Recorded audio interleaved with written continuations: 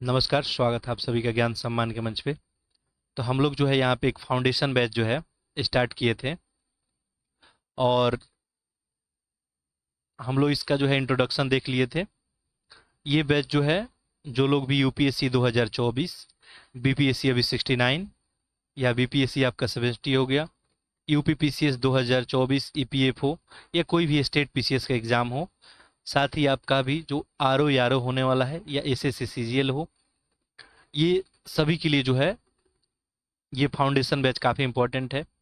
अब देखिए, चीज़ एक ही होता है कि सारे एग्जाम का जो है क्वेश्चन पूछने का तरीका अलग हो सकता है, बाकी कंसेप्ट जो है सारे एग्जाम के लिए सेम ही होगा। ठीक है।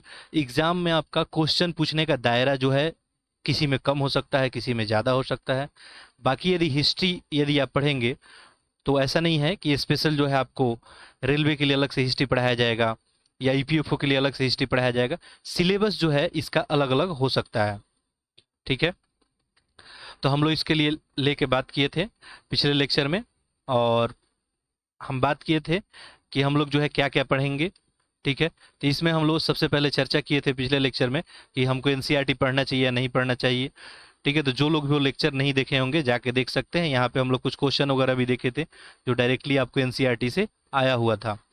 इसके बाद हम लोग नेक्स्ट जो है मैटर पे बात किए थे कि हमें न्यू एनसीईआरटी पढ़ना चाहिए या ओल्ड एनसीईआरटी पढ़ना चाहिए या तमिल नाडु बोर्ड का जो है एनसीईआरटी पढ़ना चाहिए। ये बात किए थे हम लोग हिस्ट्री को लेके। इसके बाद हम लोग ज्योग्राफी को लेके बात किए थे, साइंस, पॉलिटी। ठीक है। और उस दिन जो है आपका यूपीएससी का रिजल्ट बना था तो उसके ऊपर भी हम लोग बात किए थे। इसके अलावा जो है हम लोग लेक्चर नंबर फर्स्ट में आपको इतिहास क्या होता है, ठीक है, इतिहास को कितने भागों में बांटेंगे, तो यहाँ से अपने को देखना था। इसके अलावा बेसिक हम लोग पॉइंट यहाँ पे दो देखे थे आपको, जिसमें हम लोग देखे थे कि टाइमलाइन के बारे में देखे थे। चूंकि आपको पता है एनिसेंट इंडिया में आप पढ़ें या मिडाइवल पढ़ें या आधुनिक भारत पढ़ें, सारी जगह जो है टाइम का काफ़ी इंपॉर्टेंस है। और बहुत जगह आप देखे होंगे कहीं बीसी लिखा रहेगा, कहीं बीसी लिखा रहेगा, कहीं एडी लिखा रहेगा। तो इस सब का मीनिंग क्या होता है ये सब हम लोग देखे थे।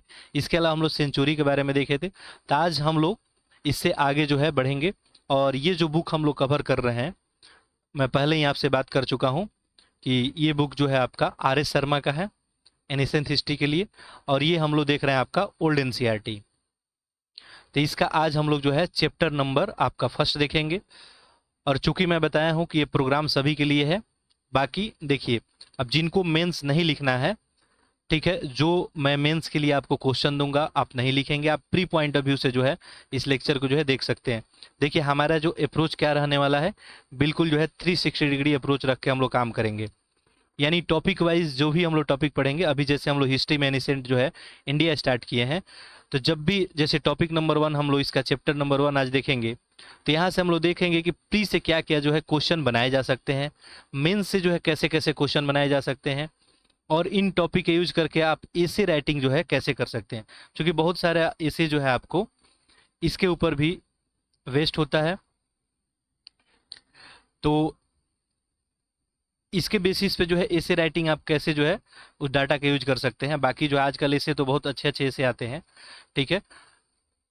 तो ये सब जो है हम लोग इस अप्रोच से रह के पढ़ेंगे। अच्छा, इससे पहले जो है इस चैनल पे आपके लिए जो है यहाँ पे यूपीएससी से रिलेटेड जो है टेस्ट सीरीज हम लोग देख रहे थे, जिसमें हम लोग लगभग जो है 12-13 के करीब जो है विजन आई से टेस्ट देखे हैं।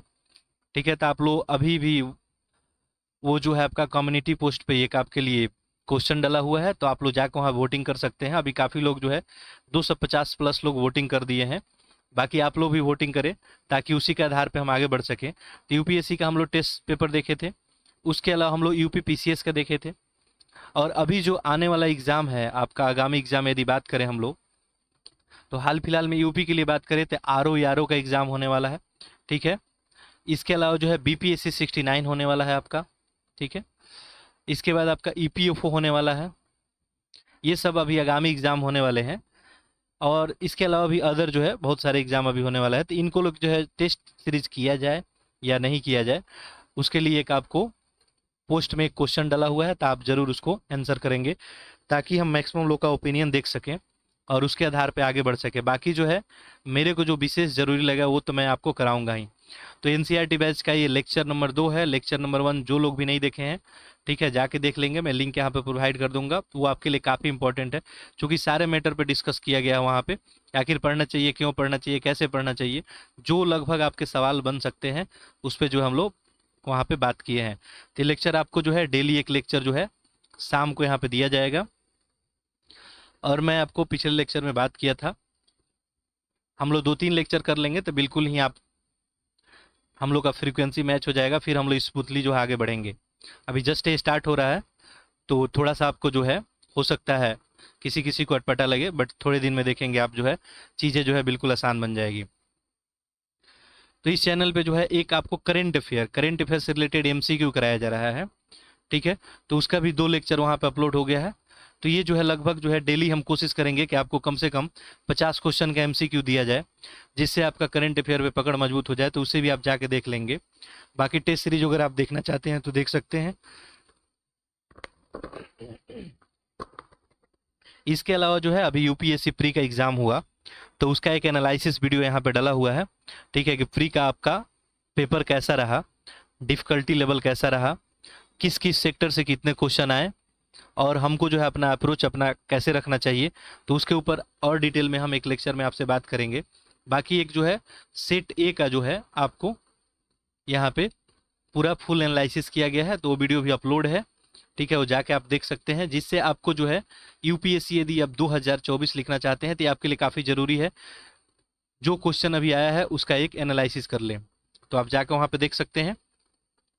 बाकी इसके अलावा कोई आपका फीडबैक कमेंट होगा तो आप कमेंट बॉक्स में ज़रूर लिखेंगे, ठीक है। और एनसीईआरटी ये जो बैच अभी फाउंडेशन बैच चल रहा है, तो यहाँ पे बहुत सारा चीज़ होने वाला है। हम लोग सब्जेक्ट वाइज काम करेंगे यहाँ पे।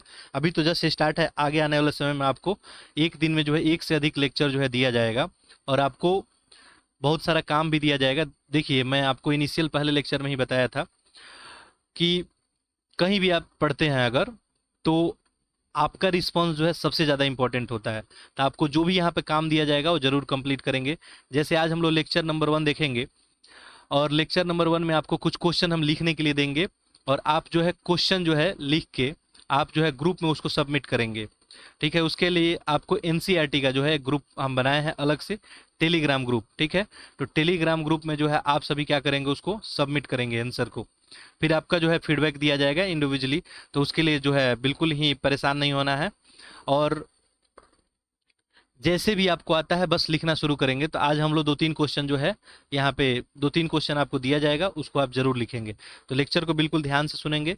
और एक काम जो है आप लोग जो नहीं कर रहे हैं, लेक्चर को आप अधिक से अधिक जो है शेयर करें, ठीक है। देखिए, मेरे पास कोई अपना टीम नहीं है कि मैं जो है प्रचार प्रसार इसका करूं, तो आप लोग लेक्चर को अधिक से अधिक शेयर करें, ताकि देखिए अभी लेक्चर जो है स्लो चलने का पर्पस ये भी है कि मैक्सिमम लोग जुड़ जाए। एक बार देखिए अगर लेक्चर फ्लो में आ गया, ठीक है, तो जो लोग भी ऐड होंगे वही इसको कंटिन्यू कर पाएंगे, बाकी लोग के लिए उतना यूजफुल आगे चल के नहीं हो पाएगा। तो आप लोग लेक्चर को अधिक से अधिक शेयर कर दे, जो भी पढ़ने वाले बच्चे हैं, ठीक है। ये सारा चीज़ आपके लिए फ्री ऑफ कॉस्ट किया जा रहा है, तो कोई चार्ज वगैरह लिया नहीं जा रहा है। तो आप इतना बस काम कर सकते हैं, जो भी पढ़ने वाले बच्चे हैं उनमें लेक्चर शेयर कर दें, और चैनल को जो है सब्सक्राइब कर लें। चलिए, तो पिछले लेक्चर में हम लोग बात किए थे इतिहास के ऊपर, और इसमें देखे थे हम लोग कि आपका इतिहास को क्या होता है, इसका एक सामान्य से आपका डिफिनीशन था। यहीं से हम लोग फिर आज स्टार्ट करते हैं। देखिए क्या लिखा हुआ है, कोई व्यक्ति है या आपका किसी व्यक्ति, समाज या देश से संबंधित महत्वपूर्ण, विशिष्ट और सार्वजनिक क्षेत्र की जो भी घटनाएं होती हैं, जो भी तथ्य होता है, इनका यदि काल क्रमिक हम विवरण देते हैं, एक क्रोनोलॉजी में इनका हम डिस्क्रिप्शन दे देते हैं, इसी को क्या बोलते हैं, इतिहास बोलते हैं, ठीक है। सिंपल सी कहानी है, जो भी पुरानी घटनाएं घटित हुई है उनका एक क्रमवार जो है विवरण यदि आप बता रहे हैं, तो वही क्या होगा, आपका इतिहास होगा। बाकी इसके अलावा मैं एक और आपको डिफिनीशन बताया था कि जनरली जो है चीज़ें क्या होती है। देखिए, इतिहास में यहाँ पे 4 ही फैक्टर, एनिसेंट इंडिया में स्पेशल बात करें, ठीक है, तो आपको 4 ही फैक्टर पर ध्यान देना है। एक, आपको उस टाइम पीरियड में जो है, जैसे कोई भी टाइम पीरियड है, उस समय आप 4 फैक्ट पर ध्यान देंगे। एक कि उस समय की राज्य व्यवस्था, पॉलिटी का स्थिति क्या रहा था, सोसाइटी का स्थिति क्या रहा था, इकोनॉमी का स्थिति क्या रहा था, और आर्ट और आर्किटेक्चर का, यानी कला और स्थापत्य का स्थिति क्या रहा था। आपको जितना एरा में हम लोग पढ़ेंगे बस यही सब आपको अध्ययन करना है कि उस समय का समाज कैसा था, अर्थव्यवस्था कैसा था, आज का समाज कैसा है।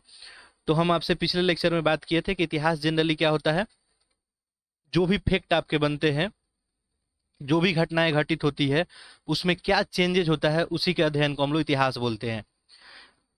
यानी जैसे मैं एग्जाम्पल आपको लिया था कि मौर्य टाइम पीरियड में ले लें आप और गुप्त टाइम पीरियड में, तो मौर्य टाइम पीरियड में जो है आपका समाज का क्या स्थिति था, मौर्य टाइम पीरियड में राज्य व्यवस्था कैसा था उस समय, मौर्य टाइम पीरियड में अर्थव्यवस्था की क्या स्थिति थी, और गुप्त टाइम पीरियड में अर्थव्यवस्था में क्या चेंजेस देखने को मिला, मौर्य टाइम पीरियड से गुप्त टाइम पीरियड में आने में समाज में क्या चेंजेस देखने को मिला।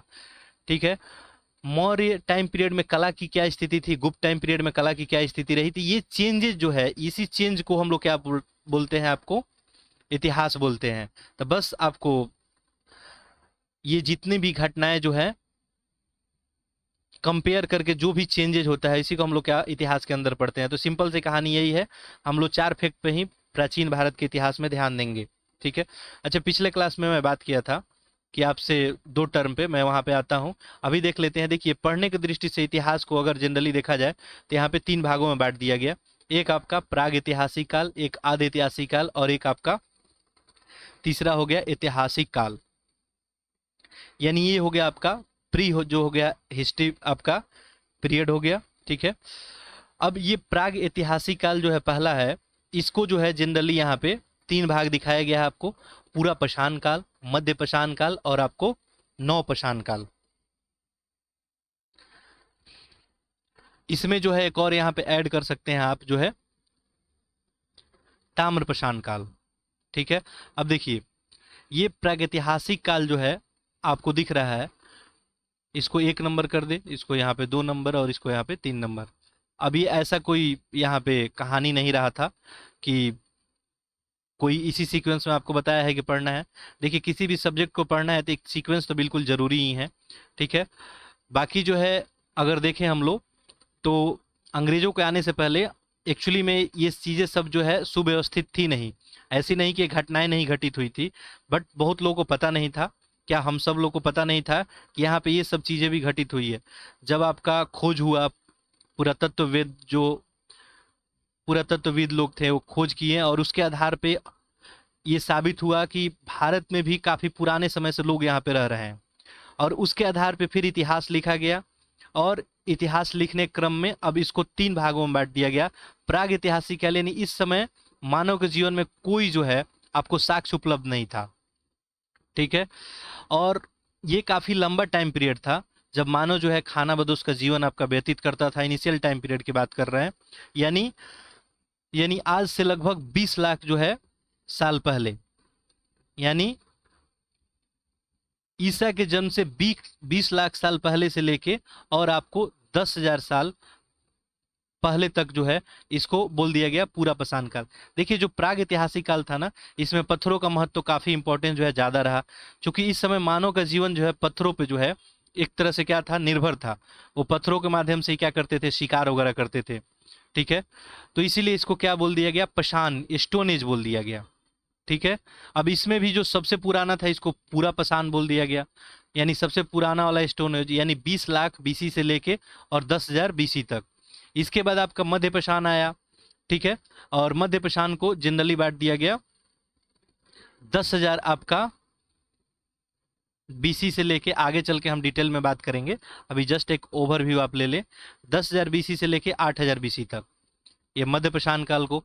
फिर आपको नव पाषाण काल का जो है आपको 8,000 बीसी से लेके और 4,000 बीसी तक। ठीक है। ये नव पाषाण काल को बांट दिया गया। और एक और इसी में आप ऐड कर सकते हैं ताम्र पाषाण काल। ठीक है, इसमें चाहे तो आप ऐड कर सकते हैं ताम्र पाषाण काल। और ताम्र पाषाण काल को जो है जनरली यहाँ पे 4,000 बीसी से 1,500 बीसी के बीच में बांटा गया था। तो ये आपको क्या हो गया, क्रोनोलॉजी हो गया। ठीक है। बाकी इस डेट में पढ़ने की आपको जरूरत नहीं है यहाँ पे। ठीक है। यहाँ पे जो है डेट फैक्ट जो है आपसे नहीं पूछा जाता है। बाकी बस इतना बात ध्यान रखेंगे कि इतिहास को जो है पढ़ने के दृष्टिकोण से 3 भागों में बांटा गया। अच्छा, प्राग ऐतिहासिक काल में हमारे पास कोई लिखित जो है आपको एविडेंस नहीं है, कहीं भी कोई लिखित साक्ष्य अवेलेबल नहीं है, ठीक है। तो इस समय जो जितना इतिहास लिखा गया है वो सारा क्या है, ऑन द बेसिस ऑफ जो उस समय सामग्रियाँ वगैरह मिली उसके आधार पे जो है उन सारे तथ्यों को लिंक करके और इस समय का हिस्ट्री जो है प्रेडिक्ट किया गया, ठीक है। तो ये जो है प्रेडिक्शन है, और प्रेडिक्शन तो आपको पता है कि अलग अलग लोगों का अलग अलग हो सकता है। इसीलिए आप बहुत समय ये देखते होंगे कि बहुत सारे इतिहासकार का किसी एक ही पक्ष को लेके, स्पेशली मैं प्राचीन इतिहास को लेकर बात करूं तो अलग अलग जो है उनका मत हो सकता है। तो इसमें जो है बिल्कुल लड़ने की जरूरत नहीं है, ठीक है। कि रोमिला थापर का जो है अलग विचारधारा है, RS शर्मा का जो है इसको लेकर अलग विचारधारा है।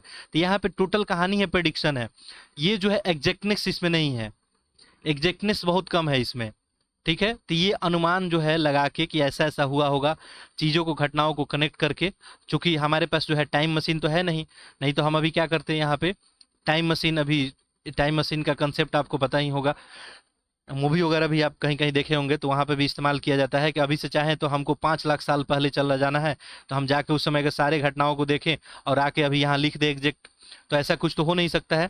तो बाकी दूसरा क्या अपने पास आधार है कि उस समय जो भी उत्खनन में प्राप्त वस्तुएं हैं उनका अध्ययन किया जाता है और उन्हीं के आधार पे उस सारे घटनाओं को लिंक करके और अनुमान लगा के इतिहास लिखा जाता है, ठीक है। तो यहाँ पे इतिहास आपका सुस्पष्ट नहीं होगा। दूसरा आपको यहाँ पे दिख रहा है आदि ऐतिहासिक काल। अब यहाँ पे देखिए इसके अंदर हम लोग सिंधु घाटी सभ्यता को रखते हैं, ठीक है। अभी हम एक क्रोनोलॉजी आपको बताएंगे तो बिल्कुल ही धैर्य बना के देखते रहें। आदि ऐतिहासिक काल यानी यहाँ भी इतिहास जो है हमको लिखित तो यहाँ पे इतिहास अवेलेबल है, बट उन लेखन को हम लोग आज तक नहीं पढ़ पाए हैं। एंड देखिए सिंधु घाटी सभ्यता का अपना एक लिपि है, बट दुर्भाग्य बस आज तक हम लोग नहीं पढ़ पाए हैं।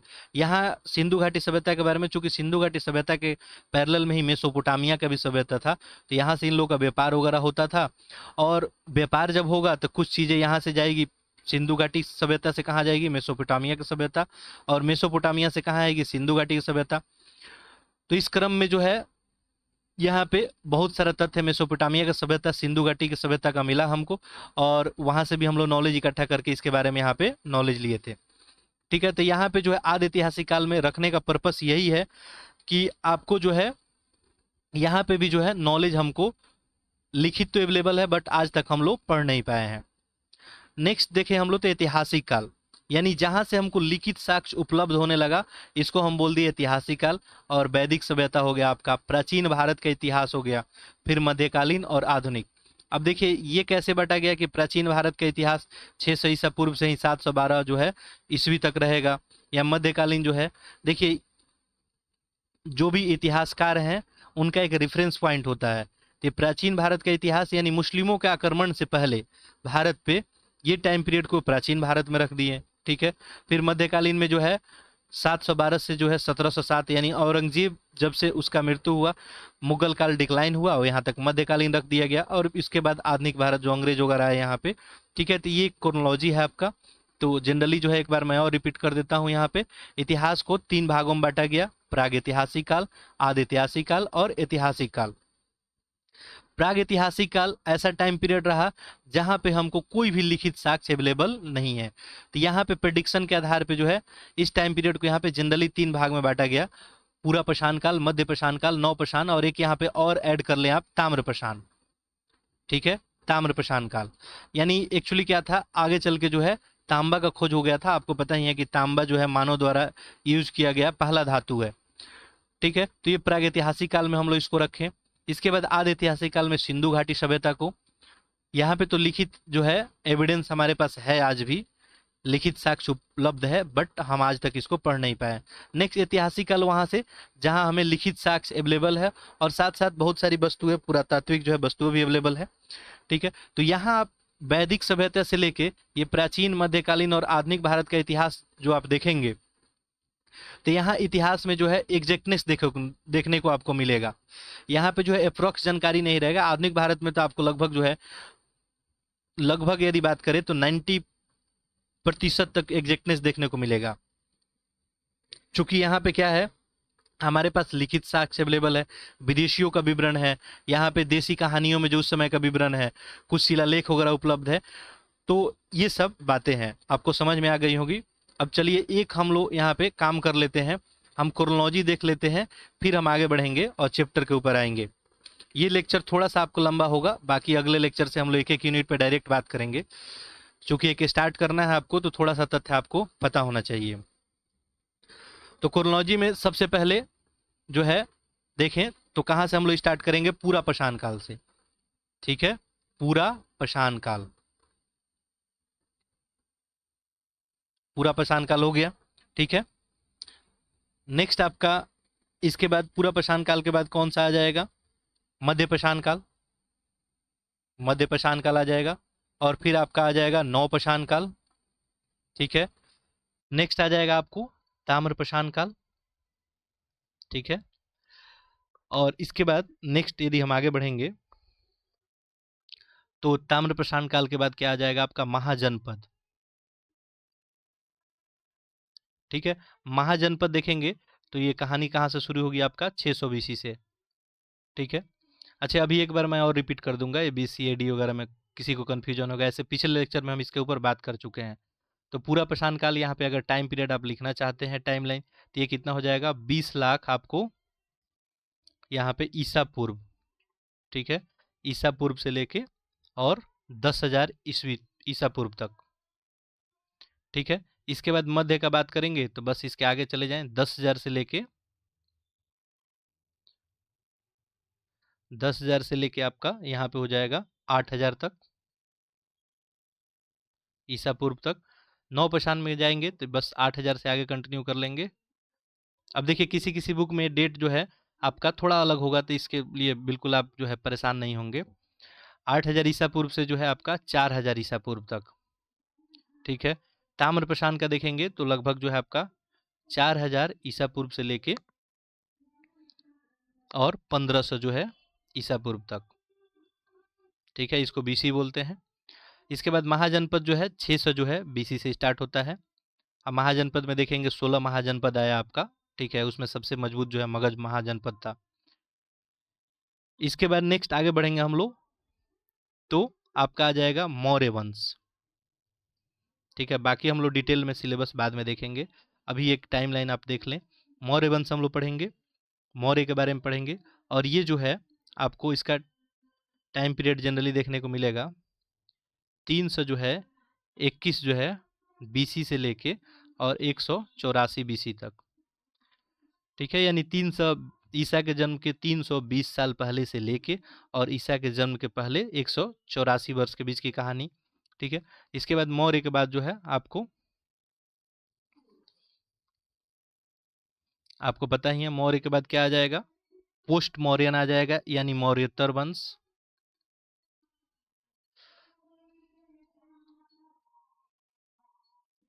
ठीक है, मैं बोल रहा हूँ आप लोग लिख लेंगे। ठीक है, यहाँ पे ये बोर्ड जो है थोड़ा सा अभी फ्लेक्सिबल नहीं है, कुछ दिन में हो जाएगा अपने लिए। तो मौर्योत्तर वंश है, और इसका टाइम पीरियड जनरली जो है आप देखेंगे तो 184 जो है बीसी से लेके 319 एडी तक। इसका मतलब ये है कि ईसा के जन्म के 184 साल पहले से लेके और ईसा के जन्म के 319 साल बाद तक की कहानी हम लोग यहाँ पे देखते हैं।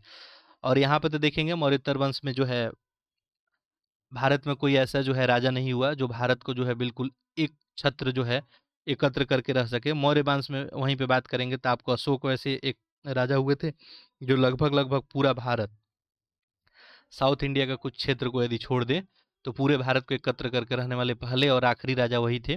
ठीक है, तो इसके बाद मौर्योत्तर वंश हम लोग देखेंगे, और नेक्स्ट आपका सीक्वेंस जो बनता है मौर्योत्तर के बाद ये होता है गुप्त वंश। ठीक है, यानी गुप्ता किंगडम हो गया। और इसका देखेंगे तो यही यहाँ पे 319 है, तो 319 से बाद की कहानी आएगी। अच्छा, यहाँ पे डेट से रिलेटेड किसी को कन्फ्यूजन हो सकता है, मैं एक बात और आपको बता देता हूँ। ठीक है, ये गुप्ता टाइम पीरियड हुआ, कहीं कहीं आप देखेंगे तो लिखा रहेगा 300 एडी से लेके और 600 एडी तक, यानी ईसा के जन्म के 300 साल बाद से लेके 600। अब यहाँ पे हम 319 से 550 लिखे हैं। ठीक है, देखिए डेट जो है आपको जब भी एग्जाम में अगर कहीं डेट गलती से पूछ दिया है, ऐसे ये सब डेट पूछा नहीं जाता है।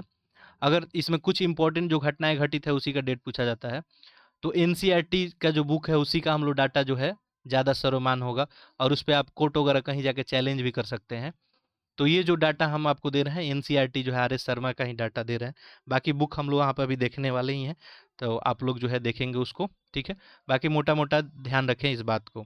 इसके बाद आपका आ जाएगा गुप्तोत्तर, ठीक है। गुप्तोत्तर जो है तो यहाँ पे 550 हम लिखे तो 550 से आगे जाएंगे, यानी ईसा के जन्म के 550 साल बाद से लेके आपका 750 साल जो है तक, यानी 550 से लेके 750 तक गुप्तोत्तर आ जाएगा। और इसके बाद जो है आपका पूर्व मध्यकाल आ जाएगा 750 से लेके 1200 ईस्वी तक, ठीक है। तो ये मोटा मोटा जो है एक आपका क्रोनोलॉजी रहा, टाइमलाइन रहा किसका, एनिसेंट जो है इंडिया का, ठीक है। अब देखिए इसमें जो हम लोग पहला जो 4 चैप्टर यहाँ पे देखेंगे वो एनिसेंट इंडिया में हम पिछले क्लास में बात किए थे, वो बिल्कुल बेसिक लेक्चर है, बेसिक अंडरस्टैंडिंग को क्लियर करेगा, बहुत सारा आपका डाउट क्लियर करेगा वो, ठीक है। जैसे हिस्ट्री में जो है बहुत सारे थॉट्स के बेसिस पे आप देखते होंगे कि बहुत सारा डिबेट होते रहता है हिस्ट्री को लेके, ठीक है। कोई हिस्टोरियन आएगा किसी एक घटना के बारे में, कुछ उनका विवरण अलग रहेगा, किसी और हिस्टोरियन का अलग विवरण रहेगा। तो ये सारे क्वेश्चन का आपको जवाब मिल जाएगा, पहले 4 यूनिट हम लोग देखेंगे। अब ये 4 यूनिट जनरली जो है कहीं भी क्लासेस किया जाता है, इसको स्किप कर दिया जाता है, बट हम लोग यहाँ पे पढ़ेंगे। चूंकि ये लेक्चर जो है प्री नहीं मेंस के पर्पज से भी बनाया जा रहा है, चूंकि आपका समझ इतना डेवलप हो जाए कि कोई भी प्रश्न आपसे पूछा जाए तो आप जवाब दे सकें। अभी देखिए हाल फिलहाल यूपीएससी का एग्जाम हुआ, आप देख सकते हैं यहाँ पे एनिसेंट इंडिया का क्या जो है इम्पोर्टेंट जो है इम्पोर्टेंस है। एनिसेंट इंडिया में यदि आप बात करेंगे तो यहाँ हम प्रीवियस ईयर एनालिसिस अभी किए थे, यानी 2023 के पेपर का, तो यहाँ पे 11 क्वेश्चन जो है देखने को मिले थे, और इसमें आप देखेंगे तो आर्ट एंड कल्चर पे बहुत ज़्यादा फोकस किया गया था। बाकी जो है बहुत सारी घटनाएं जो है इस बुक से भी आपको कुछ क्वेश्चन वहाँ पे पूछा गया था, ठीक है। तो पहले 4 यूनिट में जनरली हम लोग क्या समझने वाले हैं कि हिस्ट्री में जो भी जनरली डाउट होता है, बहुत डिफरेंट डिफरेंट हिस्टोरियन का जो विचारधारा है, ठीक है, उसको लेके बात करेंगे। अब चूंकि हम इनिशियल में ही बता दिए कि ये सब जो पुराना हिस्ट्री लिखा गया है, ये अवशेष वगैरह पुराने समय में जो मिले हैं उन्हीं के आधार पर लिखा गया है, तो यहाँ पे विचारधारा थोड़ा अलग हो सकता है। बाकी देखिए अब हिस्ट्री आपको लिखना है, आप सोचिए कि आपको हम दे दें कि चलिए आप जो है हिस्ट्री लिखिए पुराने समय का, तो आपके पास कुछ तथ्य साक्ष्य होगा, उसी के बेसिस पे लिखेंगे। आपको हम कुछ नहीं देते हैं तो आप क्या करेंगे, किसी पुरातत्वविद के पास जाएंगे और उसके पास जो भी एविडेंस जो है मौजूद होगा उसी के आधार पर आप लिखने की कोशिश करेंगे। तो जनरली जो हिस्ट्री लिखा गया ये आपको 19वीं सेंचुरी में जो हिस्ट्री लिखना यहाँ पर शुरू किया गया। तो यूरोपियन यदि हिस्ट्री लिखेंगे तो उनका जो है लिखने का एक तरीका ही अलग होगा, ठीक है। वो हमेशा अपने आप को क्या सुप्रीम दिखाने की कोशिश करेंगे कि यूरोपियन जो हमेशा से आगे रहे हैं, ठीक है। यदि मान लीजिए कोई मार्क्सिस्ट या लेफ्टिस्ट जो है, आपको लेफ्टिस्ट जो भी है हिस्ट्री लिखता है तो अपना विचारधारा जो है उसका हावी दिखेगा उसके हिस्ट्री लिखने में, ठीक है। तो वैसे ही यदि मान लीजिए कि मेडाइवल टाइम पीरियड में जो है कोई मुस्लिम लेखक है तो उसका विचारधारा जो है कुछ अलग होगा, ठीक है। ऐसे जो है कोई अगर मान लीजिए हिंदुज्म से रिलेटेड है तो वो लिखेगा कुछ अलग होगा। मेरा कहने का यहाँ तात्पर्य यही है कि डिफरेंट डिफरेंट लोग एक ही तथ्य को डिफरेंट डिफरेंट तरीके से आपको प्रस्तुत कर सकते हैं। तो ये सब ये 4 यूनिट में आपको देखने को मिलेगा, ठीक है, कि आखिर जो है ये ऐसा क्यों होता है, ठीक है। तो ये सब चीज़ें हम लोग देखेंगे इसमें। चलिए तो हम लोग डायरेक्ट जो है चैप्टर पे आते हैं और डायरेक्ट आज हम लोग स्टार्ट करते हैं इसका चैप्टर 1, ठीक है। तो पिछले लेक्चर में हम लोग बात कर लिए थे कि हम लोग क्या क्या कंटेंट पढ़ने वाले हैं, ठीक है। इसके ऊपर देखिए सबसे पहला आज हम लोग जो देखने वाले हैं ये आपका है यहाँ पे प्राचीन भारतीय इतिहास का महत्व, यही हम लोग देखेंगे अध्याय 1 में। अध्याय 2, अध्याय 3 और 4 यहाँ तक जो है बिल्कुल ही आपको बेसिक इन्फॉर्मेशन दिया जाएगा।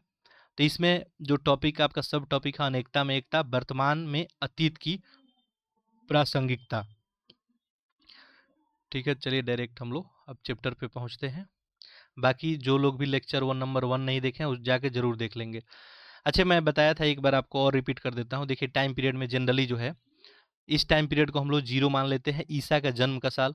अब इसके बाद जितनी भी घटनाएं होंगी ये क्या होगा, ईसा के जन्म के बाद का घटना हो जाएगा। इससे पहले जितना घटना होगा आपको ईसा के जन्म से पहले का हो जाएगा। तो यहाँ पे यदि आप ध्यान देंगे तो कोई भी हमको घटना यदि ईसा के जन्म के बाद का लिखना है तो हम इसके लिए क्या लिखेंगे, आपको चूंकि इस पॉइंट को यहाँ पे ईसा को रेफरेंस रखा गया तो ये क्रिश्चियन एरा इसको हम लोग बोल सकते हैं। और इसके पहले कोई घटना है तो इसको बीसी लिखते हैं, बिफोर क्रिश्चियन एरा, ठीक है। इसको एडी भी हम लोग लिख लेते हैं, ठीक है, एनो डोमिनी लिख देते हैं। यानी ईसा के जन्म के बाद जो भी घटना होगी, ठीक है, इसके लिए हम लोग यहाँ पे ईस्वी लिख देते हैं। ईसा के जन्म की पहले जो भी घटना होगी इसका हम लोग ईसा पूर्व लिखते हैं।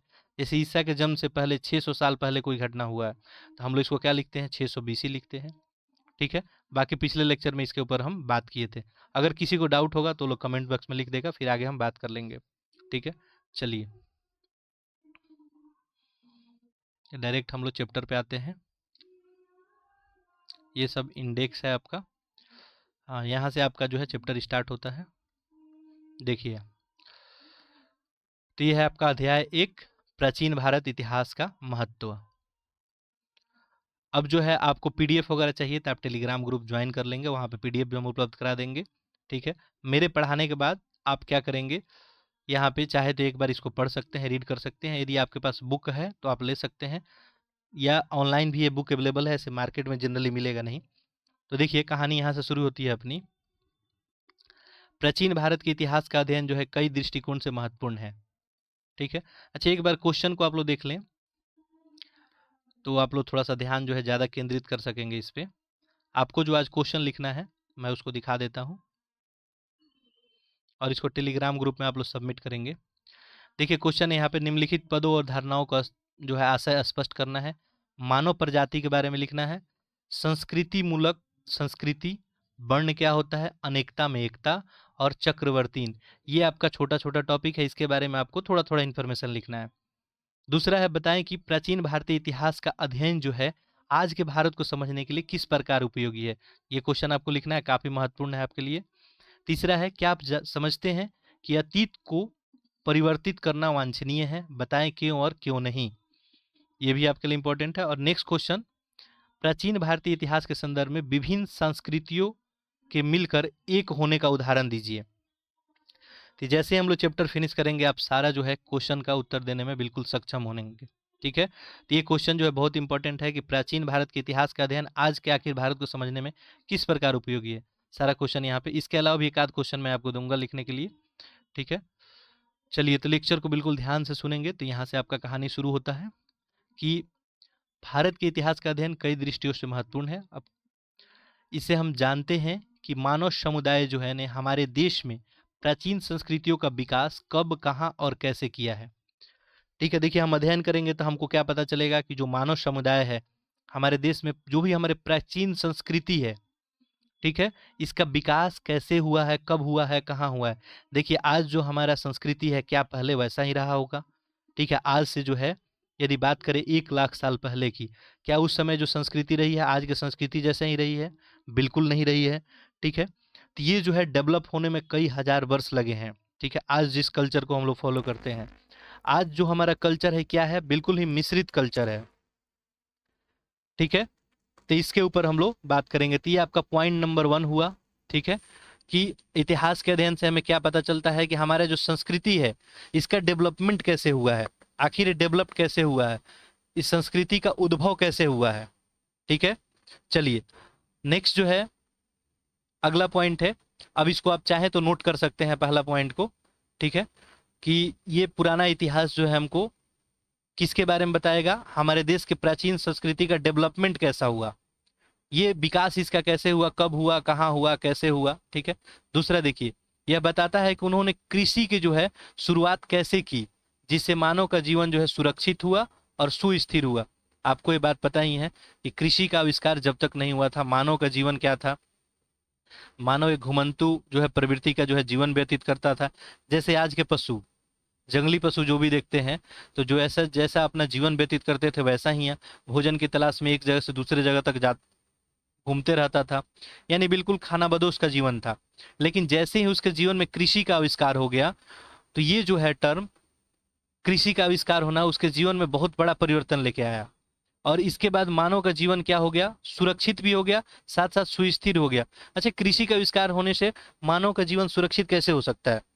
देखिए, पहले भोजन के तलाश में एक जगह से दूसरे जगह भटकता रहता था, और इस क्रम में बहुत सारे जानवर का भी खुद वो शिकार बन जाया करता था।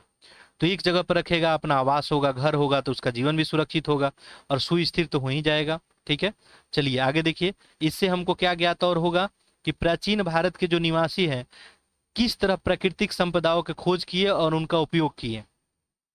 ठीक है, तो प्राचीन भारत के जो भी हमारे मूल निवासी हैं, जो भारत के निवासी रहे होंगे, ये जो भी प्राकृतिक संपदाएं हैं इसका खोज कैसे किए और उनका उपयोग कैसे किए, किस प्रकार उन्होंने अपने जीविका के साधनों को जो है आगे बढ़ाया। देखिए बेसिकली कहने का यहाँ पे मायने ये है, अब देखिए ओल्ड एनसीईआरटी में थोड़ा जो है तथ्यों का मीनिंग है, अब न्यू एनसीईआरटी पढ़ेंगे तो आपका सारा कुछ जो है बिल्कुल क्रिस्टल एंड क्लियर होगा, लेकिन वहाँ पे इन्फॉर्मेशन 40 से 50% तक कम है, इसलिए हम लोग इस बुक को पढ़ रहे हैं।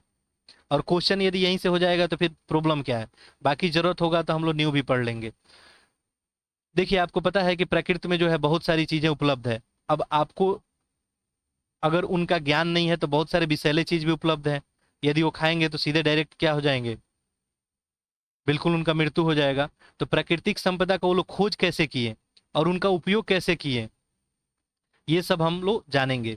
इसके बाद नेक्स्ट देखिए, हम ये भी जान पाएंगे कि उन्होंने खेती, कटाई, बुनाई, धातु कर्म आदि शुरुआत कैसे की है, खेती वगैरह का शुरुआत कैसे हुआ, जंगलों की सफाई कैसे की गई, और कैसे जो है गांव, नगर और राज्य की स्थापना हुआ।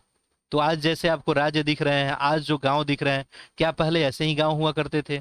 आखिर ही गांव का डेवलपमेंट कैसा हुआ, ठीक है, गांव से पहले आखिर इंसान कहाँ रहा करते थे। तो ये खाना बदोश से गांव तक जो है जीवन, इसका सफर के बारे में आपको बताएगा, ठीक है। तो ये हम लोग यहाँ पे 3-4 पॉइंट हो गया, आप लोग नोट कर सकते हैं चाहे तो, ठीक है। पहला पॉइंट यहाँ पे हम क्या डिस्कस किए, देखिए लेक्चर हो सकता है थोड़ा बड़ा हो जाए बट आपके लिए काफी उपयोगी रहने वाला है। पहला पॉइंट हो गया कि हमको प्राचीन भारत के इतिहास से क्या हमको जानकारी मिलेगा कि संस्कृति का विकास कैसे हुआ। दूसरा, कृषि का शुरुआत कैसे हुआ, मानव का जीवन सुरक्षित कैसे हो गया, प्राकृतिक संपदा का यूज मानव कैसे किया, ठीक है।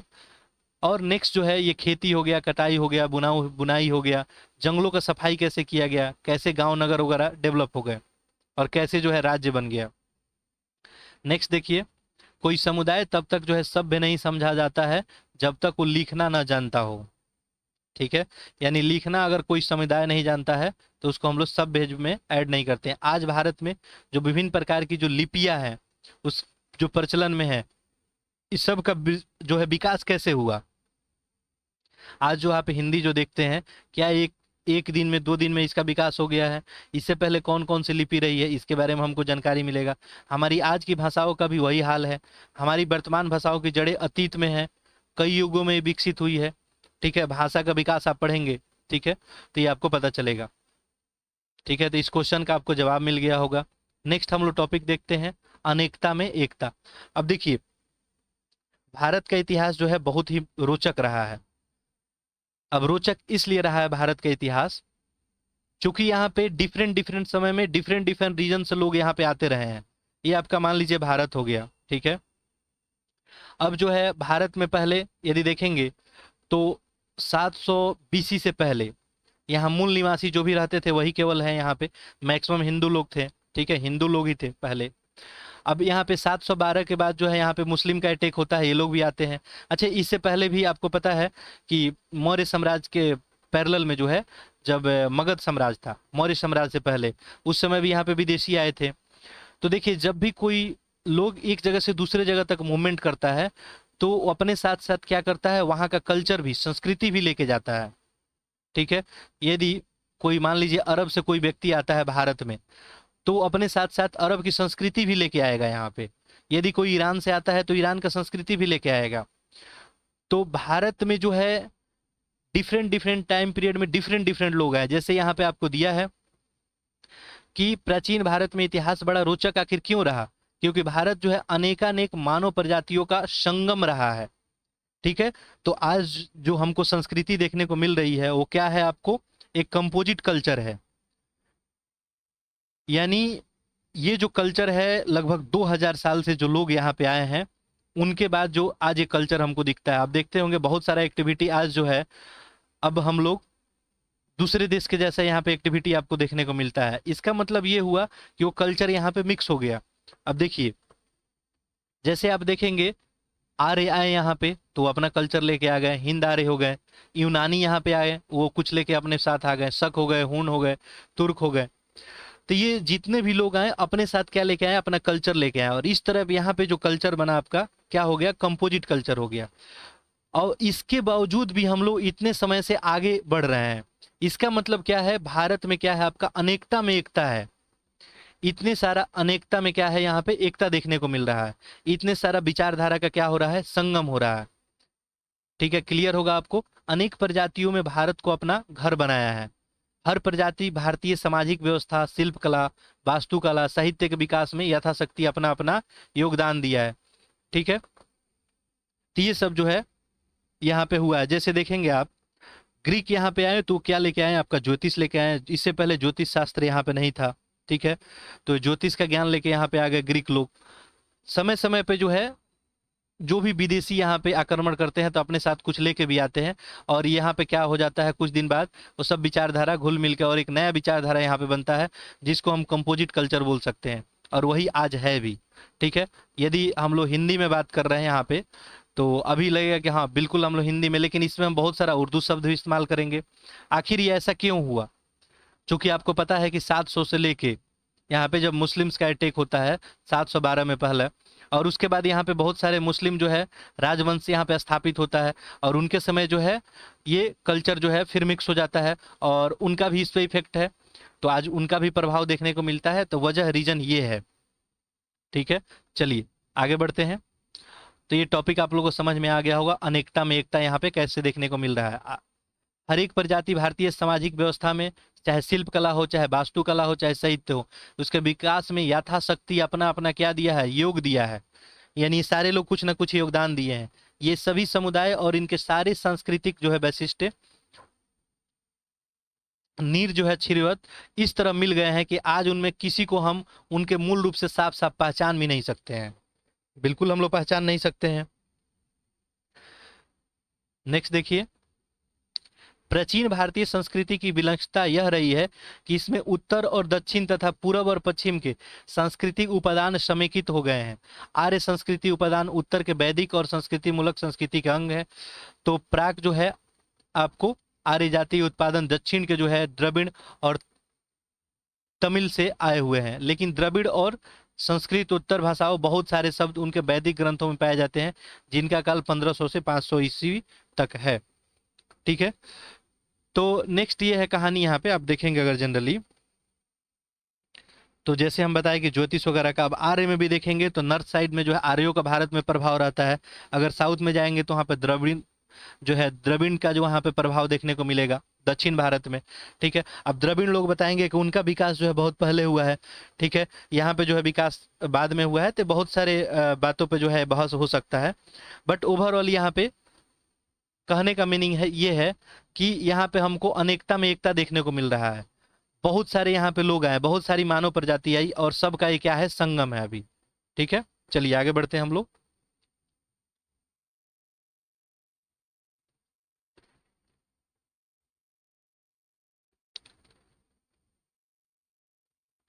तो धीरे धीरे ऐसे ही डेवलपमेंट आपका होते गया। ठीक है,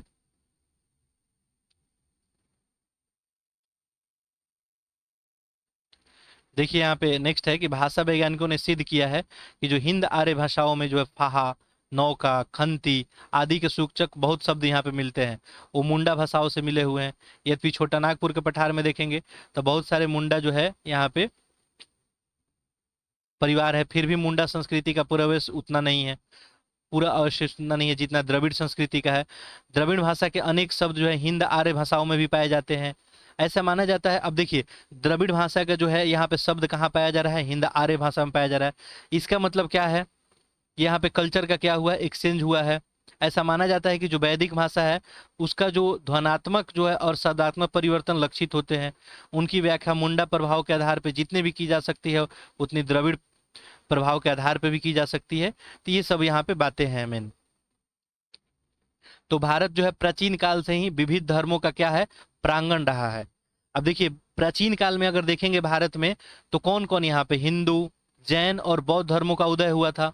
एकदम आप इनिशियल में चले जाएंगे तो इन सभी धर्मों की संस्कृति और पारस्परिक जो है सम्मिश्रण और प्रभाव जो है प्रति प्रभाव इस प्रकार हुआ कि लोग भले जो है भिन्न भिन्न भाषाएं बोलते थे, भिन्न भिन्न धर्मों को मानते थे, लेकिन आपको भिन्न भिन्न सामाजिक रीति रिवाज पे भी चलते थे, पर सारे देश में सभी का एक सामान्य जीवन पद्धति था। ठीक है, तो यहाँ पे देख रहे हैं आप, विविधता में भी क्या है, एकता है। देखिए इनिशियल टाइम पीरियड में अगर धर्म के ऊपर बात करेंगे, ठीक है, प्राचीन में, तो यहाँ पे जो है आपको हिंदू धर्म देखने को मिलेगा, जैन धर्म देखने को मिलेगा, बौद्ध धर्म देखने को मिलेगा। लेकिन इनका रहने का तरीका क्या है, अलग अलग है। भले ही ये भाषा अलग अलग बोलते हो, ठीक है, इनका रीति रिवाज जो है अलग हो, लेकिन इनका जीवन जीने का पद्धति जो है एक ही देखने को हमको मिलता है। ठीक है, तो हमारे देश में क्या है, आपको विविधता के बावजूद भी क्या है, यहाँ पे भीतर से गहरी एकता की झलकती है। इतना सारा विविधता है। अभी आप देखेंगे तो पूरे भारत में देखेंगे तो साउथ इंडिया से मूव करते हुए नॉर्थ इंडिया की तरफ बढ़े आप, उसके बाद पूरब से पश्चिम की ओर बढ़े, इतना सारा विविधता है, उसके बाद भी ये देश आज भी एक है। तो ये विविधता में एकता कहीं झलक ही तो हमको मिलता है यहाँ पे। तो पुराने समय से ऐसा ही रहा है। प्राचीन भारत के लोग एकता के लिए जो है प्रयत्नशील रहे हैं, बिल्कुल प्रयत्नशील रहे हैं। उन्होंने इस विशाल उपमहाद्वीप को एक अखंड देश समझा है, और सारे देश को भारत नामक एक प्राचीन वंश के नाम पे, भारतवर्ष अर्थात भारतों का देश के नाम से हम लोग जानते थे, और इसके निवासी जो है भरत संतति कहा गया है। ठीक है, तो ये आपको बात समझ में आ गया। और देखिए भारत के बारे में बात करें तो इसको हम भारतवर्ष के नाम से जानते हैं। वैदिक टाइम पीरियड में जाएंगे आप तो भारत को जो है जम्बूद्वीप, आर्यवर्त, ठीक है, ये नाम वहां पे देखने को मिलेगा। तो भारतवर्ष की अगर बात करते हैं तो भारतवर्ष कैसा था, देखिए आज का जो इंडिया है वो तो है ही, उसके साथ आप काबुल तक ऐड कर ले, ये सब आपको भारतवर्ष का ही पार्ट आता था। ठीक है, ये उस समय की स्थिति थी। तो ये जो हमें इतिहास जो है उस समय का भौगोलिक स्थिति के बारे में बताता है। आप बोल सकते हैं कि इतिहास हमें जो है भौगोलिक स्थिति के बारे में बता रहा है कि इनिशियल में भारत का जो है ज्योग्राफिकल लोकेशन कहाँ से कहाँ तक था। ठीक है, इसके बारे में हमको जानकारी मिल रही है। ठीक है, तो ये सब जो है बात आप ध्यान रखेंगे। नेक्स्ट है आपको हमारे प्राचीन कवि, जो भी दार्शनिक हुए, शास्त्रकार हुए, देश के अखंड इकाई के रूप में लोग देखे हैं। हिमालय से समुद्र तक फैली इस भूमि को उन्होंने सार्वभौम जो है राजा के द्वारा शासित क्षेत्र के रूप में कल्पना की है। हिमालय से जो है कन्याकुमारी तक, और पूरब के जो है ब्रह्मपुत्र के घाटी से पश्चिम के सिंधु पार तक अपना राज्य फैलाने वाले राजाओं का व्यापक रूप से जो है यशोगान किया गया था। और ऐसे राजा को क्या बोलते थे हम लोग, चक्रवर्ती कहलाते थे। किस राजा को चक्रवर्ती बोलेंगे, जिसका शासन कहाँ से कहाँ होगा, हिमालय से जो है कन्याकुमारी तक होगा, और ब्रह्मपुत्र घाटी से लेके पश्चिम में सिंधु तक होगा। यानी कहने का मतलब ये हुआ, ईस्ट से लेके आपका वेस्ट तक और नॉर्थ से लेके आपका साउथ तक, इसी को हम लोग चक्रवर्ती बोलते हैं। ठीक है, इसी को हम लोग क्या बोलते हैं, चक्रवर्ती सम्राट बोलते हैं। अभी आपसे एक क्वेश्चन भी पूछा गया है कि चक्रवर्ती किनको बोलते हैं, तो आप लिख सकते हैं। ठीक है, कि हिमालय के जो है कन्याकुमारी, हिमालय के जो है कन्याकुमारी तक, हिमालय से लेके कन्याकुमारी, पूरब में ब्रह्मपुत्र घाटी से लेके पश्चिम में सिंधु पार तक अपना राज्य फैलाने वाले राजाओं का व्यापक रूप से यशोगान किया जाता था। ऐसे राजा को ही हम लोग चक्रवर्ती करते थे। देश में इस प्रकार के राजनीतिक एकता कम से कम 2 बार जो है प्राप्त हुई है। और ऐसा कब हुआ है, देखिए एक तो हुआ है आपको ईसा पूर्व 3री सदी में, अशोक के समय में, जब हम थोड़ी देर पहले बात किए थे कि लगभग लगभग पूरे भारत पे इनका अधिकार था, और अपना साम्राज्य सुदूर जो है दक्षिणांचल को छोड़ के, यानी कुछ दक्षिण भारत के एरिया को छोड़ दें, बाकी आगे हम जैसे ही अशोक वगैरह मौर्य पढ़ेंगे तो आपको मैप भी दिखाएंगे। ठीक है, तो बिल्कुल अच्छे से आपको एक एक चीज कराएंगे, बिल्कुल क्रिस्टल क्लियर हो जाएगा, कहीं से भी कोई क्वेश्चन पूछा जाए कोई दिक्कत नहीं होगा। तो ये चक्रवर्तीन वाली स्थिति कब कब आई है, यहाँ बोला है कम से कम 2 बार। इसमें एक बार कब हो गया, अशोक, जब उनका साम्राज्य अगर कुछ दक्षिण के क्षेत्र को छोड़ दे तो सारे जो है क्षेत्र में फैला हुआ था। फिर ईसा की 4ठी सदी में समुद्रगुप्त का विजय पताका जो है गंगा घाटी के तमिल देश को छोड़ के पहुंचा हुआ था। बट इसमें जो है थोड़ा सा डाउट है, कुछ इतिहासकार बताते हैं कि इसका एविडेंस जो है साउथ में हमको देखने को नहीं मिलता है, तो ये थोड़ा डाउटफुल है। बाकी जो है अशोक के समय तो मिला ही है। 7वीं सदी में देखेंगे तो चालुक्य राजा जो है पुलकेशिन ने हर्षवर्धन को हराया, जो संपूर्ण उत्तर भारत का अधिपति माना जाता था। राजनीति एकता के अभाव में स्थिति में भी सारे देश में राजनीतिक ढांचा कमोबेश एक जैसा ही रहा है। विजेताओं और सांस्कृतिक नेताओं के मन में भारत का मान जो है अखंड भूमि के रूप में ही हुआ है। भारत के इस जो है एकता को विदेशियों ने भी सकारा है। ठीक है, वे सर्वप्रथम सिंधु तटवासियों के संपर्क में आए, इसलिए उन्हें पूरे देश में ही सिंधु या इंडस को नाम दे दिया। और इस तरह से जो है मेनली क्या, देखिए अरबवासी वगैरह जो थे वो लोग स को ह बोलते थे, और इस तरह सिंधु के बस से जो क्षेत्र हैं उनको हिंदू हिंदू बोलने लगे। यहाँ से हिंद हो गया, हिंद से हिंदुस्तान बाद में हो गया, तो ऐसे यहाँ पे डेवलपमेंट हुआ। ठीक है, चलिए आगे बढ़ते हैं।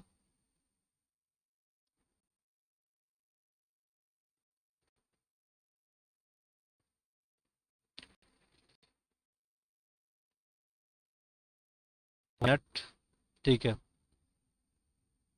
तो ये हम लोग देख रहे हैं प्राचीन भारत के इतिहास का महत्व, ठीक है।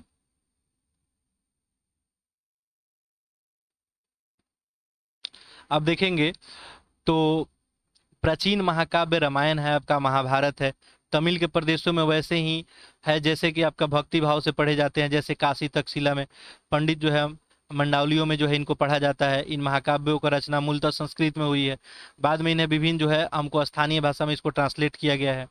तो ये सब बता रहा है आपको कि जैसे साउथ इंडिया में आप रामायण को पढ़ रहे हैं, ठीक है, वैसे आप यहाँ पे काशी और तक्षशिला वाले इलाके में भी देखने को आपको मिल रहा है, ठीक है। परंतु भारत के संस्कृति, मूल्य और चिंतन चाहे जिस किसी भी रूप में प्रस्तुत की जाए, उसका सार तत्व सारे देश में एक जैसा ही रहा है। और भारतीय इतिहास का ये विशेषता है कि यहाँ एक विचित्र प्रकार के सामाजिक व्यवस्था उदित हुई है। उत्तर भारत में वर्ण व्यवस्था या जाति प्रथा का जन्म हुआ, जो सारे देश में व्याप्त हो गया। अब देखिए इतिहास आप देखेंगे प्राचीन भारत का, तो आपको देखने को मिलेगा कि आखिर वर्ण व्यवस्था जो है कैसे आया, ये जाति व्यवस्था कैसे डेवलप हुआ। क्या इनिशियल टाइम पीरियड में जाति व्यवस्था कोई थी? बिल्कुल आपको जवाब मिलेगा इसका। इनिशियल टाइम पीरियड में देखेंगे तो कोई भी जाति व्यवस्था यहाँ पे नहीं थी, ठीक है। इतिहास आप पढ़ेंगे तो आपको यहाँ पे जो भी विदेशी आए उनके भी उत्तरदायित्व के बारे में आपको जानकारी मिलेगी कि विदेशी जो आए तो क्या क्या यहाँ पे लेके आए, ठीक है। कास्ट सिस्टम अभी हम लिख लिए, रिलीजियन के बारे में आपको पता चलेगा। प्राचीन काल में जो लोग भी बाहर से आए वे जो है आपको किसी न किसी वर्ण या जाति से मिल गए, और वर्ण व्यवस्था ने ईसाइयों और मुसलमानों को भी प्रभावित किया है। धर्म परिवर्तित करने वाले लोग किसी न किसी जाति के ही थे, और हिंदू धर्म को छोड़ नए धर्म में दीक्षित हो जाने के पूर्व भी अपनी जाति के कुछ रीति रिवाजों को ये पूर्वोत्तर जो है चल ही रहे हैं। तो ये आपको कहानी हो गया। तो मूल यहाँ पे बात यही थी, कहने का तात्पर्य यही था कि भले ही यहाँ पे सांस्कृतिक मूल्य या चिंतन चाहे जो भी रहा हो, किसी भी रूप में रहा हो, सार तत्व यही है कि सारा देश जो है एक सा ही लगभग आपको रहा है। आगे लास्ट इसका टॉपिक है कि वर्तमान में अतीत की जो है प्रासंगिकता, और एक आपसे क्वेश्चन भी पूछा गया था, ठीक है। अभी देखें उस क्वेश्चन को क्या पूछा गया था, यहाँ पे ध्यान देंगे क्या पूछा गया है यहाँ पे। प्राचीन भारतीय इतिहास के संदर्भ में, अच्छा ये नहीं था क्वेश्चन, हाँ, प्राचीन भारतीय इतिहास का अध्ययन आज के भारत को समझने के लिए किस प्रकार उपयोगी है। तो इसी से रिलेटेड ये आपका टॉपिक है और इसका लास्ट टॉपिक होगा। तो देखते हैं इसको। देखिए आधुनिक काल में हम जिन समस्याओं का सामना कर रहे हैं अभी, उनके संदर्भ में भारत के अतीत का अध्ययन विशेष सार्थक सिद्ध हो सकता है। आप देखिए अतीत से जो है आप क्या कर सकते हैं, अतीत में जो भी घटनाएं घटित हुई है, तो अब बहुत सारी घटनाएं हैं जो हमारे लिए गलत साबित हुई हैं, कुछ घटनाएं हमारे लिए अच्छी साबित हुई है। तो उनसे सबक लेके उन घटनाओं से जो है हम क्या कर सकते हैं, अपने भविष्य का जो है अच्छा निर्माण कर सकते हैं। अपना भविष्य जो है बिल्कुल ही एक अच्छा भविष्य बना सकते हैं। तो यही आपको यहाँ पे लिखा हुआ है कि आधुनिक काल में हम जिन समस्याओं का सामना कर रहे हैं उनके संदर्भ में भारत के अतीत का अध्ययन इसके लिए सार्थक सिद्ध होगा। कुछ लोग प्राचीन संस्कृति और सभ्यता को फिर से लौटाने के लिए आवाज उठा रहे हैं यहाँ पे, अभी देखते होंगे आप, और भारत के उज्जवल अतीत का गुणगान में भाव विभोर हो जाते हैं। उन्हें कला कौशल की प्राचीन वस्तुओं के संरक्षण की उतनी चिंता नहीं है, वास्तव में समाज और संस्कृति का पुराना प्रतिमान स्थापित करना चाहते हैं। तो कुछ लोग का ये थॉट है कि जो हमारे समाज में पहले जैसा स्थिति था, जैसे संस्कृति था, वैसे ही हम अभी स्टेबल कर दे। ऐसी स्थिति में अतीत को ठीक से समझना निहायत ही जरूरी है। अच्छा, जरूरी ये नहीं है कि जो अतीत में सारी जो घटनाएं हुई है, जो हमारा संस्कृति है, जो हमारा कल्चर है, वो सारा ही आज के परिप्रेक्ष्य में सही हो। तो यहाँ बिल्कुल रिजिड होने की जरूरत नहीं है।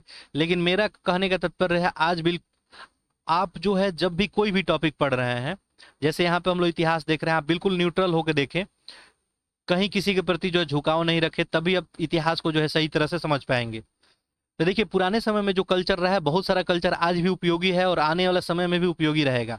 लेकिन बहुत सारी जो है कुरीतियां भी थी, अब उन कुरीतियों को त्याग किया गया, समय समय पर सुधारा गया। आज भी कुछ कुरीतियां हैं हमारे समाज में है, तो ऐसे कुरीतियों को ढोना बिल्कुल ही जायज नहीं है, ठीक है। तो यहाँ पे जो है लिखा गया है कि कुछ लोग तो ऐसा चाहते हैं कि समाज संस्कृति का पुराना प्रतिमान स्थापित हो जाए। ऐसी स्थिति में अतीत को ठीक से समझना बहुत ही जरूरी है।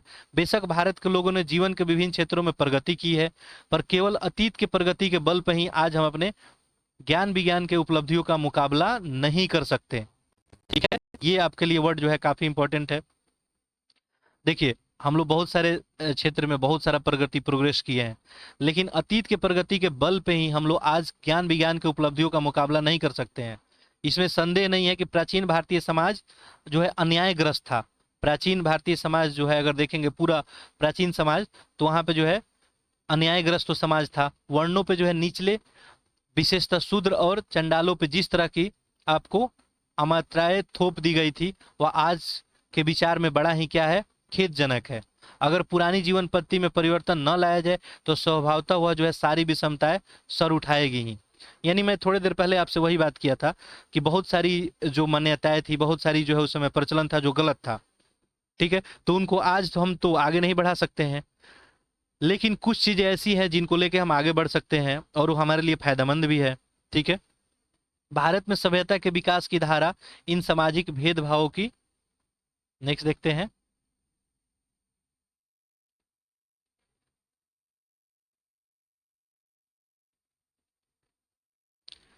भेदभाव की वृद्धि के साथ साथ वही है, प्राकृतिक मूलक और मानव मूलक कठिनाइयों पे विजय पाने में हमारे पूर्वजों को जो सफलताएं मिली है, उससे हमें भविष्य के लिए प्रेरणा मिलती है। ठीक है, तो ये आपके लिए इंपॉर्टेंट है। पर अतीत को पुनः लौटाने का अर्थ होगा कि उन सामाजिक विषमताओं को भी कायम रखना जिनके कारण हमारा देश जो है चिरकाल में दुर्दशाग्रस्त भी रहा है। तो यहाँ पे अतीत को लौटाने की बात नहीं की जा सकती है, अतीत में जो भी अच्छा है उसको आप सीख सकते हैं। इसलिए सही ढंग से अतीत का मर्म जो है समझने की आवश्यकता है। प्राचीन हो चाहे मध्य हो, उत्तर काल में बहुत सारी रूढ़ियां जो है वर्तमान काल में भी हमारा पीछा करती हुई आई है। आज भी बहुत रूढ़िवादिता हमारे समाज में, आप सब देख ही रहे होंगे। पहले हमारे समाज में जो है सती प्रथा का अंत किया गया, वो कितना बड़ा रूढ़िवादिता था। ठीक है, तो वैसे हमारे समाज में बहुत सारी जो है बुराई आज भी व्याप्त है। पुराने जो है लोकाचार, मान्यताएं, सामाजिक रीति रिवाज, धार्मिक कर्म कांड, विधियां लोगों के मन में इतनी गहराई तक पहुंची हुई है कि इनसे छुटकारा पाना आसान नहीं है। ठीक है, दुर्भाग्यवश अगर कहा जाए तो ये पुराने जो है दुराग्रह व्यक्ति और राष्ट्र दोनों के विकास के भीतर एक अवरोध उत्पन्न कर सकते हैं। देखिए, अगर इस तरह का कोई विचारधारा है, आज भी है, बहुत सारे धार्मिक कर्मकांड है जिनका कोई मीनिंग नहीं है, लेकिन कुछ लोग अपने फायदे के लिए, निजी स्वार्थ के लिए वो बना दिए थे। बहुत सारा सामाजिक रीति रिवाज है जो अपने निजी जो हित में कुछ लोगों द्वारा बनाया गया था, और आज भी उनको हम सेम एज यूजुअल जो है इसको आगे बढ़ा रहे हैं। ऐसे स्थिति में हमारे विकास में क्या हो जाएगा, ये बाधा ही सिद्ध होगा। तो ये लिखा है कि आपको राष्ट्र जो है, चाहे व्यक्ति हो चाहे राष्ट्र हो, दोनों के विकास के भीतर क्या होगा, ये अवरोध करेगा, रेजिस्टेंस उत्पन्न करेगा। और इस तरह की बातों को उपनिवेशीय परिस्थिति में जानबूझकर बढ़ावा दिया जाता रहा। जब तक समाज में अतीत के ऐसे दुराग्रहों को दूर नहीं कर देंगे, तब तक भारत तीव्र गति से आगे नहीं बढ़ सकेगा। जातिवाद हो या संप्रदायवाद हो, हमारे देश को जो है जनतांत्रिक रास्ते से एकता कायम रखने के लिए, आगे बढ़ने के लिए बाधा ही डाल रहे हैं। और आज भी देखिए, ये जाति व्यवस्था जो है हमारे भारत में इतना व्याप्त है कि ये भी आज हमारे विकास में बाधा ही है। जातिवाद के नाम पे ही बहुत सारे राजनीतिक दल जो है यहाँ पे अपना जो है पीढ़ी दर पीढ़ी अपना प्रोग्रेस कर रहे हैं, और समाज जो है वैसे का वैसा ही आपको देखने को मिल रहा है। तो ऐसे रूढ़िवादिता से हमको आगे निकलना चाहिए।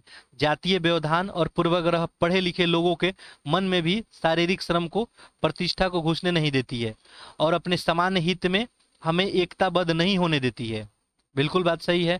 महिलाओं को नागरिक अधिकार भले ही मिल गए हों, लेकिन समाज में युगों से दबी रहने के कारण वो अपनी भूमिका निभाने में समर्थ नहीं हुई है अभी भी। देखिए, अभी विभिन्न विभिन्न सेक्टर में देखेंगे तो महिलाएं आगे आ रही है, बट अभी भी स्थिति जो है सामान्य नहीं हुई है। निम्न वर्ण के लोगों का भी यही हाल है। प्राचीन भारत के अध्ययन में हम तह पे अगर बैठ कर पता लगा सकेंगे कि इन दुराग्रहों के जड़ों कहाँ हैं, आखिर ये आए तो कैसे आए। अच्छा, किसी बीमारी से यदि आपको निजात पाना है तो उसके जड़ में आपको जाना बिल्कुल जरूरी है कि आखिर ये जाति व्यवस्था कैसे पनपा, आखिर ये वर्ण व्यवस्था कैसे आया, आखिर स्त्रियों की स्थिति में इतनी गिरावट कैसे आई, क्या ये शुरू से ही स्त्रियों की स्थिति ऐसे थी। अगर इन कारणों का आप पता लगाना चाहते हैं तो बिल्कुल आपको प्राचीन भारत के इतिहास को जानना जरूरी ही है। ठीक है, और इन कारणों को पता लगा के और आप इन पे क्या कर सकते हैं, इसको कम कर सकते हैं। हम उन कारणों को ढूंढ निकाल सकेंगे जिन पे जाति प्रथा और महिला की जो है पराधीनता टिकी हुई है, और संकीर्ण जो है संप्रदायवाद को बढ़ावा मिल रहा है। अतः प्राचीन भारत का इतिहास केवल उन्हीं लोगों के लिए प्रासंगिक नहीं है जो जानना चाहते हैं कि अतीत का वह उज्जवल स्वरूप क्या है, जिसे कुछ लोग फिर से लौटाना चाहते हैं, बल्कि उन लोगों के लिए भी है जो देश की प्रगति में बाधा डालने के लिए तत्वों को पहचानना चाहते हैं।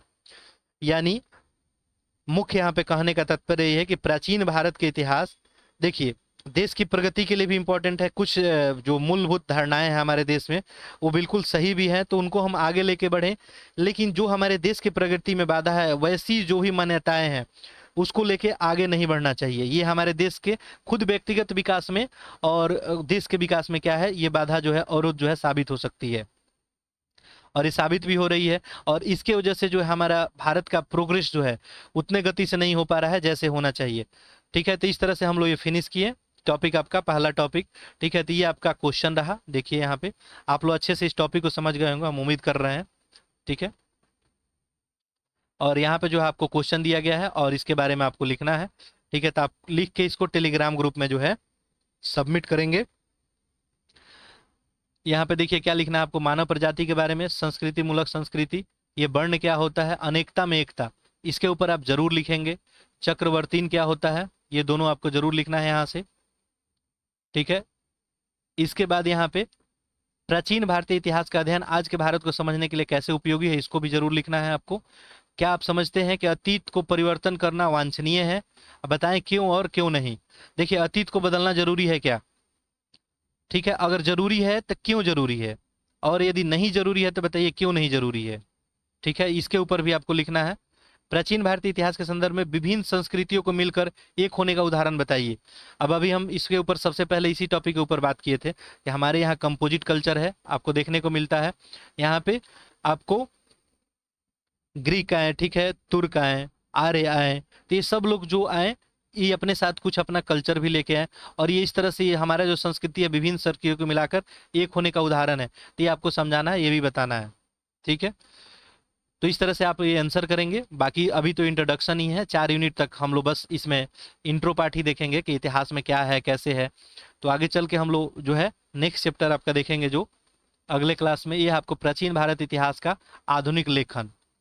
ठीक है, तो आधुनिक लेखन जो है आपको पता ही है कि इनिशियल टाइम पीरियड में जो है इसका लेखन नहीं हुआ है, तो हम लोग नेक्स्ट जो है इसके आगे तक देखेंगे। ठीक है, चलिए, तो हम लोग जो है आज क्या क्या देखें इसके ऊपर बात कर लेते हैं। ठीक है, हम लोग हिस्ट्री का जो है इंट्रो पार्ट देखें, आखिर इतिहास को कितने भागों में बांटा जाता है, इतिहास होता क्या है। ठीक है, इसके ऊपर बात किए। इसके बाद जो है हम लोग यहाँ पे टाइमलाइन के बारे में देखें कि इतिहास का एक टाइमलाइन क्या होगा। और इसके बाद जो हम लोग एक टॉपिक यहाँ पे कवर किए, और ये टॉपिक था अपना भारतीय इतिहास का जो है, प्राचीन भारतीय इतिहास का महत्व। ठीक है, तो इसके ऊपर हम लोग डिटेल में बात किए, तो आप लोग लिखेंगे। ठीक है, और प्राचीन भारत का इतिहास जो है अध्ययन की दृष्टि से महत्वपूर्ण क्यों है, ये भी आप जरूर लिखेंगे। ठीक है, प्राचीन भारत का इतिहास का अध्ययन जरूरी क्यों है। ठीक है, क्वेश्चन आपके लिए है कि प्राचीन भारत का इतिहास का अध्ययन क्यों जरूरी है। ठीक है, आपको लिखना है, तो बिल्कुल पॉइंट वाइज लिखने का आप कोशिश करेंगे। ठीक है, चलिए, तो आप लोग लेक्चर को जो है अधिक से अधिक शेयर करेंगे। ठीक है, अभी 3-4 लेक्चर जो है आपको, अभी हम लोग जो थोड़ा सा आराम से चलेंगे, बाकी जो है हम जैसे बताए हैं फ्रीक्वेंसी जैसे हम लोग का मैच हो जाएगा। ठीक है, कुछ लोग और आ जाएं यहाँ पे इस बैच में जुड़ जाएं। ठीक है, फिर हम लोग जो है काफ़ी स्पीड में जो है आगे काम करेंगे। तो लेक्चर को अधिक से अधिक आप लोग शेयर करेंगे, चैनल को सब्सक्राइब कर लेंगे। कोई फीडबैक कमेंट होगा तो आप कमेंट बॉक्स में जो है लिख सकते हैं। चलिए, आप सभी का बहुत बहुत धन्यवाद।